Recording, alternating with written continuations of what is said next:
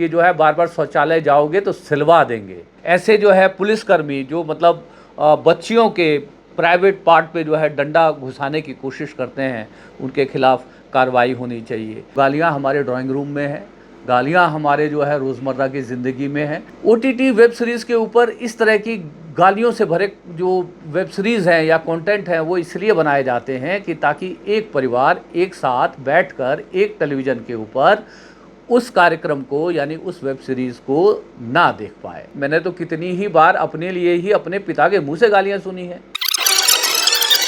जय जगन्नाथ दोस्तों, दिन शनिवार है। आप सभी को आज के दिन की ढेर सारी शुभकामनाएं। इस वीडियो को यदि आप अंत तक देखेंगे तो कुछ ऐसी रोचक जानकारियों से आप रूबरू होंगे जिसके बारे में आपने कभी ध्यान नहीं दिया होगा।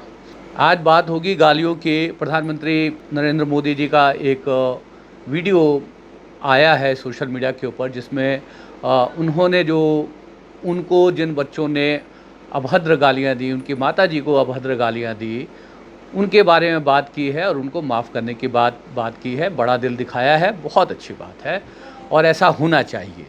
दोस्तों, सबसे पहले हमें ये समझने की ज़रूरत है कि ये गालियाँ आती कहाँ से हैं। किसी भी सभ्य समाज में गालियों का कोई स्थान नहीं होना चाहिए, और ख़ास तौर पे जब प्रोटेस्ट होते हैं, धरना प्रदर्शन होते हैं, सरकार के खिलाफ प्रतिरोध या असहमतियों या डिफरेंस ऑफ ओपिनियन की आवाज़ें उठती हैं, उस समय में क्या संविधान हमें ये हक देता है कि हम किसी को गाली दें, किसी के बारे में अभद्र टिप्पणी करें?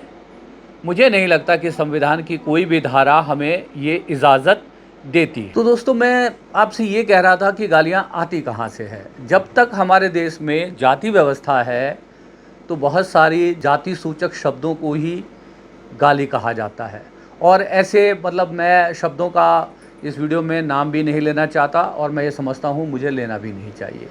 दोस्तों, मेरा ये मानना है किसी भी बच्चे की पहली पाठशाला जो है उसका घर होता है, और पहले उसके जो अध्यापक यानी जो गुरु होते हैं वो उसके माता पिता होते हैं। तो बच्चा सबसे पहले जो सारी चीज़ें हैं वो अपने माता पिता से ग्रहण करता है। तो लिहाजा यदि हम गौर करेंगे और ईमानदारी से इस बात को एक्सेप्ट करेंगे तो गालियाँ हमारे ड्राइंग रूम में हैं, गालियाँ हमारे जो है रोज़मर्रा की ज़िंदगी में हैं, गालियाँ हमारे शयन कक्ष यानी बेडरूम में हैं। कहाँ गालियाँ नहीं हैं। और आज के दौर में मैं एक बड़े रोचक विषय की तरफ आपका ध्यान लेकर के जाना चाहता हूँ। दोस्तों, कभी आपने ये नोटिस किया है कि ये जो OTT पर जो वेब सीरीज़ चलती हैं और इसमें तमाम जो इतने बड़े बड़े जो वेब सीरीज़ कामयाब हुई हैं, मिर्ज़ापुर और न जाने कितने कितने जो है, मतलब अभी तो मुझे नाम भी ध्यान नहीं आ रहे हैं, बहुत सारे जो वेब सीरीज़ जो है बड़े कामयाब हुए हैं, बड़े मकबूल हुए हैं, और उसमें इतनी भर भर के गालियाँ दी जाती हैं। आपने सोचा कभी क्यों कि उसके अंदर इतनी भर भर के गालियाँ दी जाती हैं? और जो OTT और वेब सीरीज़ है किसी सेंसरशिप के दायरे में भी नहीं आती हैं, इसलिए उन गालियों के ऊपर कैची भी नहीं चलती हैं। तो मैं आपको बताना चाहता हूँ कि ये धंधा है मगर बहुत गंदा है। OTT वेब सीरीज़ के ऊपर इस तरह की गालियों से भरे जो वेब सीरीज़ हैं या कंटेंट हैं वो इसलिए बनाए जाते हैं कि ताकि एक परिवार एक साथ बैठकर एक टेलीविज़न के ऊपर उस कार्यक्रम को यानी उस वेब सीरीज़ को ना देख पाए। अब आप कहेंगे कि इससे क्या होगा? इससे ये होगा दोस्तों, यदि मान लीजिए एक साफ़ सुथरी वेब सीरीज़ बनती है, जैसे पंचायत बनी, जिसे आप पूरे घर परिवार के साथ बैठ कर के देख सकते हैं। अमूमन आजकल सभी घरों में 4 सदस्य तो होते ही हैं, माता पिता और 2 जो है बच्चे, कहीं पे 3, कहीं पे 5 भी होते हैं। तो यदि सोचिए कि 5 लोगों ने एक साथ बैठ कर के पंचायत सीरीज़ को देखा, जो बिल्कुल साफ़ सुथरी राष्ट्रीय की फिल्मों की तरीके से बनी हुई है, तो उस फैमिली ने कितना डेटा बचाया।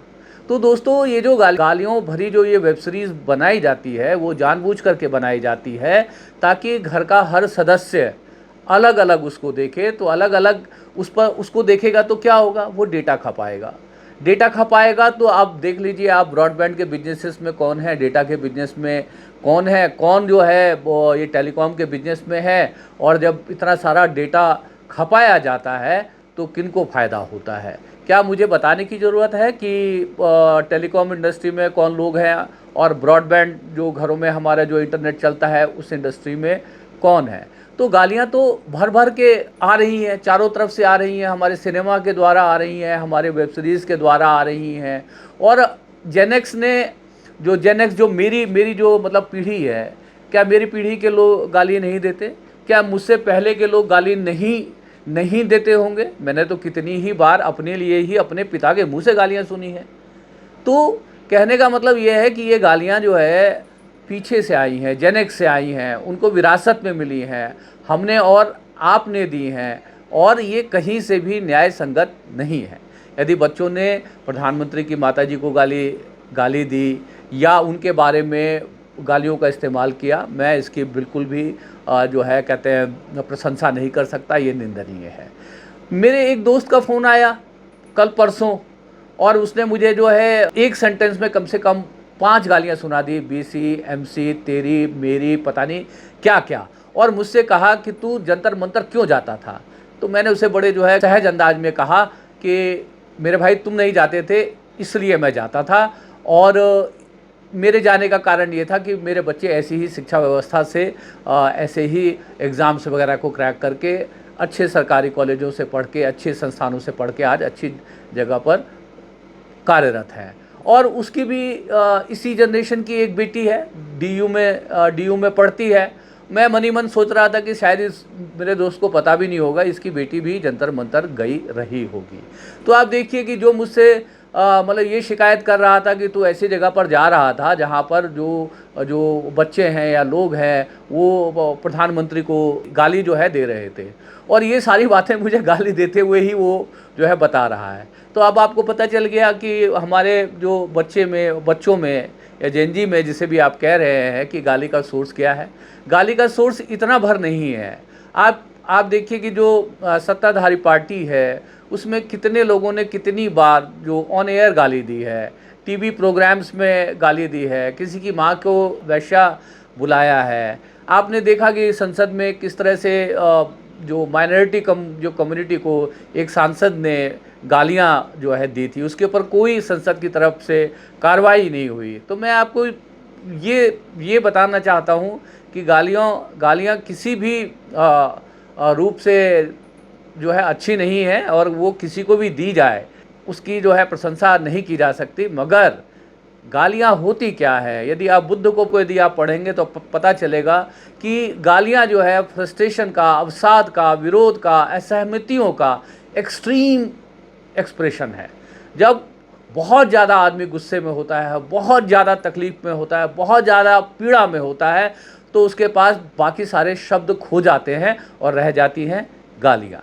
तो ये बहुत अच्छी बात है, प्रधानमंत्री जी ने आगे बढ़ करके इस पीढ़ी को संबोधित किया है, संवाद कायम करने की कोशिश की है, और मैं ये उम्मीद करता हूँ कि प्रधानमंत्री जो उनके पार्टी में जो लोग माँ बहन की गाली देते रहे हैं और इस तरह की बातें जो है करते रहे हैं, उन पर भी लगाम लगाएंगे। कुछ लोग मुझसे ये भी पूछते हैं कि ये कॉकरोच जनता पार्टी का जो ये आंदोलन हुआ, इससे क्या हासिल हुआ? तो मैं उनको ये बताना चाहता हूँ, इससे सबसे बड़ा हासिल क्या हुआ? गांधी एक बार पुनर्जीवित हो गए, दोबारा से जीवंत हो गए। आपने देखा बिहार में एक गया के पास एक स्कूल में बच्चों ने सत्याग्रह किया, और बाद में बात इतनी बढ़ गई कि वहाँ के एसडीएम या डीएम को आकर के उनको आश्वासन देना पड़ा कि उनकी सारी शिकायतों को जो है दूर किया जाएगा। शिकायतें क्या थी? स्कूल के अंदर जो है इंफ्रास्ट्रक्चर की दिक्कत, शौचालय साफ़ नहीं है, या उनमें जो है पानी नहीं है, या इस क्लासरूम में जो है पंखे नहीं है। तो मूलभूत अधिकारों बच्चे के होने चाहिए, उसके स्कूल के इंफ्रास्ट्रक्चर में होने चाहिए। जो लोग आवाज़ उठाना भूल गए थे, उनको जो है कॉकरोच जनता पार्टी के इस आंदोलन ने सत्याग्रह का रास्ता दिखाया। आपने जालौर में जो है राजस्थान में भी एक ऐसा ही नज़ारा देखा, जब बच्चों ने स्कूल के गेट के ऊपर ताला लगा दिया, और आप सोचिए कि वहाँ पर एक अध्यापक ने वो एक बच्ची को क्या कहा। वो पेशाब शौचालय साफ़ नहीं था, शौचालय वर्किंग नहीं था, पानी नहीं था, और उसने शौचालय जाने की बात के ऊपर उसको बोला कि जो है बार बार शौचालय जाओगे तो सिलवा देंगे। ये क्या है? ये कहाँ से आती है? ये कौन लोग हैं जो इस तरह की भाषाओं का इस्तेमाल करते हैं? हमने यूपी के संभवतः फतेहपुर के स्कूल में देखा कि जो छोटे-छोटे बच्चों ने धरना प्रदर्शन कर दिया, प्लाकार्ड लेकर के खड़े हो गए। आज चैट जीपीटी के दौर में 2 मिनट में पोस्टर बन जाते हैं, बैनर बन जाते हैं और वहाँ पर भी उन्होंने जो है मूलभूत जो सुविधाओं के लिए, जो स्कूल में जो मूलभूत सुविधाओं की कमी थी, उसके खिलाफ जो है आवाज़ उठाई। तो ये सिला है इस आंदोलन का। हर एक आंदोलन के कुछ अच्छे पहलू भी होते हैं, कुछ बुरे पहलू भी होते हैं। जब माइथोलॉजी में जब समुद्र मंथन हुआ तो अमृत भी निकला और विष भी निकला, और अमृत को जो है लूटने की सब में जो है होड़ लगी थी, और विष को किसने जो है ग्रहण किया? वो महादेव थे। सावन का महीना चल रहा है, महादेव भोले बाबा जो सबको जो है माफ़ करने में विश्वास रखते हैं, सबको अंगीकार करने में विश्वास रखते हैं, इसलिए उनको जो है भोले जो है कहा जाता है। तो सावन का महीना चल रहा है, आइए हम जो है एक प्रण उठाते हैं। मैं इतना तो कह सकता हूँ कि गालियाँ हमारे जीवन से कभी भी नहीं जाएंगी, वो हमेशा हमारे जो सभ्यता संस्कृति का जो है एक अभिन्न हिस्सा है, एक इंटीग्रल पार्ट रहा है। मगर उसके बावजूद भी उसकी प्रशंसा तो बिल्कुल भी नहीं की जा सकती। मगर हिंदुस्तान में जब तक गालियाँ रहेंगी तब तक जो है ये जातिवादी जो है प्रथा रहेगी, और ये गालियाँ जो है जातिवादी प्रथा से ही आती है। मेरे हाथ में ये अम्बेडकर की किताब है, और यदि हम एक सच्चा और अच्छा और बेहतर और विश्वगुरु हिंदुस्तान बनाना चाहते हैं तो हमें जो है इन जाति की दीवारों को जो है ढहाना होगा। और ये साथ में मैं एक और किताब मेरे पास मेरे सामने है, जयशंकर प्रसाद जी की गुंडा। यदि आप साहित्य में रुचि रखते हैं तो इस किताब को पढ़िए, और हो सके तो जो ये काशी का गुंडा है ना, इस तरह का गुंडा बनने का प्रयास कीजिएगा। आज अच्छा लग रहा है, शनिवार है, घर से ये वीडियो जो है बना रहा हूँ, और मैं समझता हूँ कि मैंने आपका समय बर्बाद नहीं किया होगा। प्रधानमंत्री जी के लिए मैं एक बार दोबारा जो है प्रशंसा ही करना चाहूँगा कि प्रधानमंत्री जी ने युवा पीढ़ी के साथ संवाद कायम किया और ये एश्योरेंस दिया कि जितने भी हमारे बच्चे मतलब प्रोटेस्टर थे, उनके खिलाफ़ किसी भी जो है पुलिस या उत्पीड़न की कार्रवाई नहीं की जाएगी। और मुझे पूरी उम्मीद है कि प्रधानमंत्री अपने इस वचन के ऊपर जो है बने रहेंगे, और कॉन्स्टिट्यूशन हमें बहुत सारे जो है अधिकार देता है, तो बहुत सारे कर्तव्यों के बारे में भी हमें जो है बताता है। आज का जो दौर चल रहा है उसमें सिर्फ कर्तव्यों के बारे में बात की जा रही है, नागरिक के अधिकारों के बारे में बात नहीं की जा रही है। भवनों तक के नाम जो है कर्तव्य के ऊपर रख दिए हैं, सड़कों के नाम तक जो है कर्तव्य के ऊपर रख दिए हैं। ये कहीं से ये मतलब एक विडंबना है, एक जो है हम डेमोक्रेटिक कंट्री में हम रहते हैं जहाँ पर कोई भी चीज़ वन वे नहीं हो सकती। यदि हमारे कर्तव्य हैं तो हमारे अधिकार भी हैं। यदि आप हमसे कर्तव्यों की बात करेंगे तो हम आपसे अपने अधिकारों की भी बात करेंगे, और ये कहीं से भी जुर्म नहीं है। दूसरा, जब आप सरकार नारा देती है बेटी बचाओ बेटी पढ़ाओ, तो सरकार की ये जिम्मेवारी बनती है कि उसकी अस्मिता की रक्षा करे। ऐसे जो है पुलिसकर्मी जो मतलब बच्चियों के प्राइवेट पार्ट पे जो है डंडा घुसाने की कोशिश करते हैं, उनके खिलाफ़ कार्रवाई होनी चाहिए। देश के हर स्कूल में, ख़ास तौर पे विशेषकर सरकारी स्कूलों में शौचालय की व्यवस्था चाक चौबंद होनी चाहिए। उनमें जो है हमेशा पानी आते रहना चाहिए, और राष्ट्रीय स्वच्छता मिशन के तहत वो हमेशा साफ़ रहने चाहिए।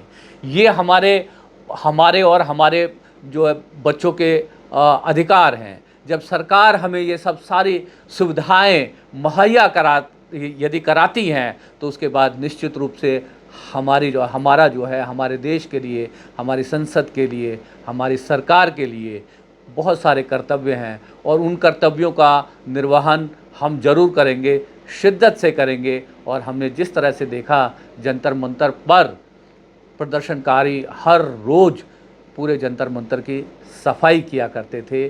तो समय आ गया है हमें सबको आत्मचिंतन करने की और अपने आत्मा की सफाई करने की। यह हिपोक्रेसी बंद करने का समय आ गया है।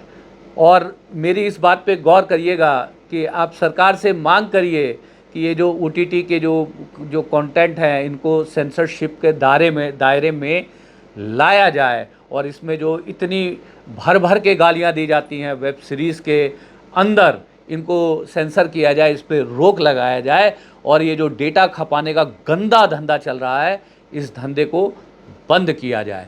क्योंकि यदि आप इसको बंद नहीं करेंगे और उसके बाद कहेंगे कि बच्चे गाली देते हैं, बड़े गाली देते हैं, बड़े बूढ़े गाली देते हैं, तो गाली की तो बौछारें आ रही हैं ना आपकी जो है कहते हैं सिनेमा जगत से और वेब सीरीज़ के माध्यम से। तो इन सब चीज़ों पे जहाँ पर सही मायनों में रोक लगाने की ज़रूरत है, सेंसरशिप लगाने की ज़रूरत है, वहाँ पर सरकारें एक्ट नहीं कर रही हैं। अब टाइम आ गया है कि सरकारें एक्ट करें और इस तरह की जो गंदी गालियाँ, चाहे वो सिनेमा हो, चाहे वेब सीरीज़ हो, और उन पर जो है रोक लगाई जाए, उन पर सेंसरशिप लगाई जाए, उन पे कैंची जो है चलाई जाए। ना कि ऐसी फिल्मों के ऊपर रोक लगाई जाए जैसे अभी सतलुज आई थी, सतलुज के ऊपर रोक लगी। संतोष नाम की एक फ़िल्म बनी थी, वो प्रदर्शित ही नहीं हो पाई। और ऐसी बहुत सी तमाम जो फ़िल्में हैं जिनके ऊपर जो है सेंसर लगाया गया, जिनके लिए जो है बायकॉट का जो पूरा नैरेटिव बनाया जाता है, ये सब चीज़ें बंद होनी चाहिए। ये देश और ये समाज जो हम सबका है, और ये जो डेमोक्रेसी है ये हम सब के लिए है, सभी नागरिकों के लिए सबसे ऊपर है। तो आइए हम अपनी वाइब्रेंट डेमोक्रेसी को इंटैक्ट करने में अपना सहयोग लगाएं, और ये जो परिवर्तन का युग चल रहा है इसको समझने का प्रयास करें। बहुत जल्दी किसी भी चीज़ के बारे में राय बनाने की जल्दी ना करें। मैं उम्मीद करता हूं कि इस वीडियो के माध्यम से मैंने कुछ काम की बातें की होंगी। यदि मैंने कुछ काम की बातें यदि की हों, तो आप जिस भी सोशल मीडिया हैंडल पे मुझे देख रहे हों, तो मेरी ये गुजारिश रहेगी कि यदि आप इस वीडियो को लाइक करेंगे, शेयर करेंगे और कमेंट करेंगे सभ्य शब्दों में, तो बड़ा अच्छा लगेगा। गालियों के बारे में हमेशा मेरा एक ही वक्तव्य रहा है कि गाली जो है दीवार की तरफ फेंकी हुई गेंद की तरह होती है, जो फेंकता है उसी तक वापस आती है। कहते हैं शायद न्यूटन का तीसरा नियम है। आप क्या सोचते हैं बता दीजिए कमेंट बॉक्स में। मैं था आपका होस्ट और दोस्त सुभाष चंद्र झा, और कैमरा भी मैं खुद ही ऑपरेट कर रहा था। तो बताइएगा कैसा लगा। आप सबको दिन शनिवार की ढेर सारी शुभकामनाएं। हरे कृष्णा।